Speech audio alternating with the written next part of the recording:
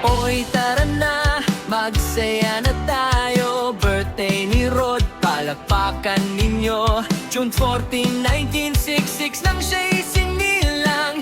Hanggang ngayon lakas niya'y walang kupas. Mahigpit na tatay pero maalaga. Kapag kay niya at Mira todo ang atin. And Mr. Rodolfo Canton!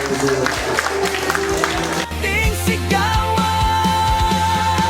Hey, happy birthday, Rod! Ikaw ang astig, ikaw ang boss. Tatlong anak na pinalaking mahusay at magpagmahal sa asawang si Marisa. Pamilyang buo, pagmamahalang taglay. Hey, happy birthday, Rod! Tuloy-tuloy lang, you never stop. Kalusugan, saya at tagumpay. Kasama mo kami sa bawat taglay.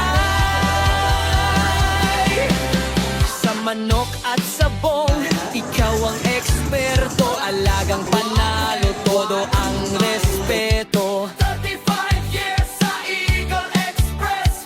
Sipag at yaga, tunay na success. Happy birthday pa. Yun, discounted ka na. Magagamit na natin yan, yung discount mo. Yan, nagpapasalamat ako sa maraming bugbog na natamo ko. Mula nung bata ko. Si Papa kasi ang pinaka-kaaway ko. Kaaway ko mula nung bata ko, pero so ironic na siya rin yung naging inspirasyon ko kung nasan ako ngayon. Kasi kapag nag-inom kami dito, lagi ko sinasabi, tandaan mo, mahihigitan kita. Hihigitan kita sa lahat ng sa lahat ng nagawa mo. Ang hindi ko lang siguro kaya higitan yung pagiging babaero kasi hindi ko kaya, parang pakiramdam ko lalagdatin ako pag naiisip ko.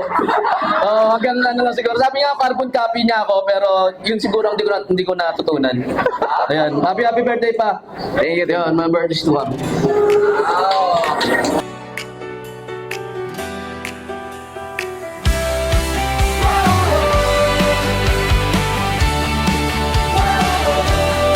Papasalamat ako dahil for 35 years mo sa company, 36 na tayo nagsasama.